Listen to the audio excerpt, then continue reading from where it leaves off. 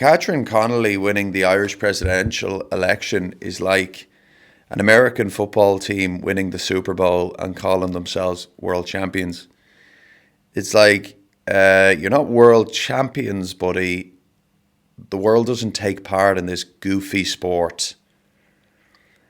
And that's what 200,000 spoiled votes communicates. And that is incredibly powerful. Because people use politics to medicate personal pain. They're joining a cult, basically. And when that, it's an identity, it's a sense of belonging, it's tribalism. And when that cult has a victory, it's all woo, woo, woo in Dublin Castle. But if 200,000 people say, we didn't even play, we don't accept your victory, it wasn't fair, we took our ball and went home, this is contested in some way, then it makes the emotions they feel less pleasant. And that is powerful. The political establishment have said, okay, what do you want, a bouquet of flowers or a box of chocolates? And then a lot of people want a bouquet of flowers or a box of chocolates, but some people want to go to the cinema. And so they say, well, no, I actually want to go to the cinema. And then the political establishment says, well, that's kind of racist because Quentin Tarantino movies are on in the cinema, and sometimes in those movies, white people say the N-word. And you're going, well, look, I mean, we could hash that out about whether that's racist or not and whatever, but really, I just want to go see The Notebook. And then they go, well, that's actually kind of far right. And then you go, shit, I feel bad. I feel like a bad person, even though I don't think I am. I'm starting to doubt myself. I don't think I ever want to kill black people. I think I just want to see The Notebook. And then 10 years later it goes by and the political climate changes and suddenly bloody Micheál Martin's coming out saying his favourite movie is Tropic Thunder. And you're going, 10 years ago you told me that I couldn't see The Notebook. And Micheál Martin says, well, it was a different time and morals and tastes change. And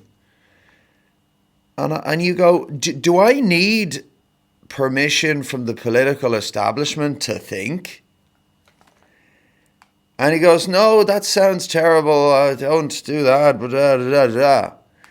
And like, look, 3 years ago, 97% of the people could go to bars and restaurants during COVID for 9 months. 3% couldn't. My body, my choice. Forget about it. Segregation. Wonderful. And now you have the presidential figurehead in Ireland who says that she regrets voting for lockdowns openly. She's allowed to say this now. Actually regret agreeing with that, but I went because the fear was so extraordinary that I went with that. Afterwards, I did not give support to the government after that because the bond of trust was broken. They gave a commitment that would come back regularly in relation to the review of those restrictions, and that didn't happen. And I agree with Heather, except it was government policy. It was the most appalling thing to watch that people in nursing homes... So what is your own personal regret? I'm not clear.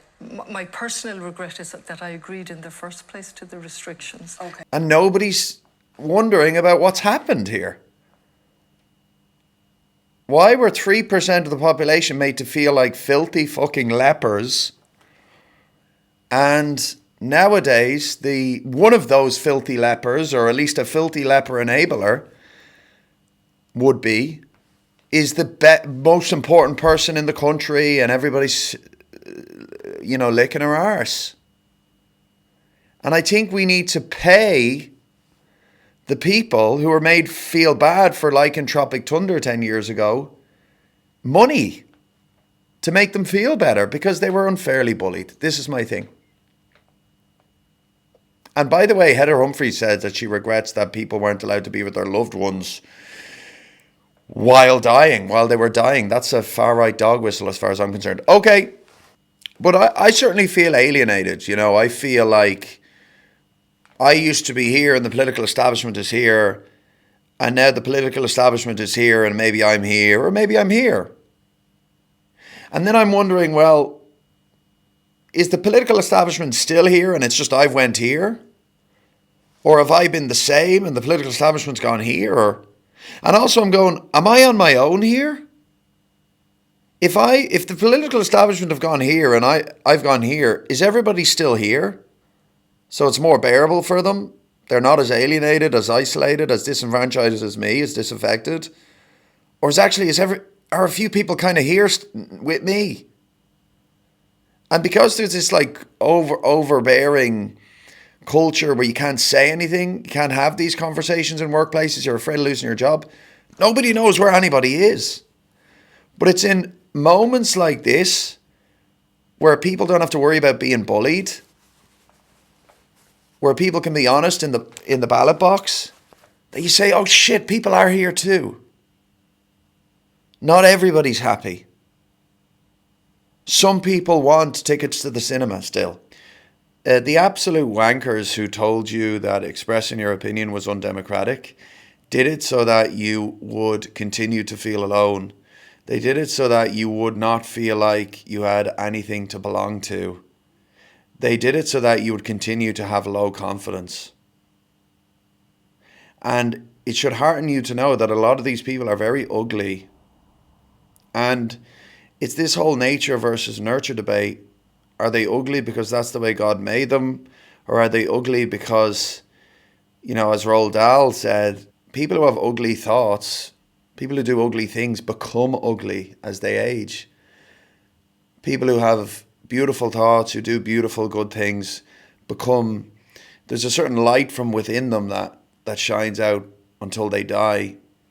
But yeah, like I just think it's a positive, controversial when people express their views. When people aren't bullied into some shitty fucking false choice between a bouquet of flowers and a box of chocolates. I've got hay fever and I'm lactose intolerant. And if that makes me far right, well then suck my dick.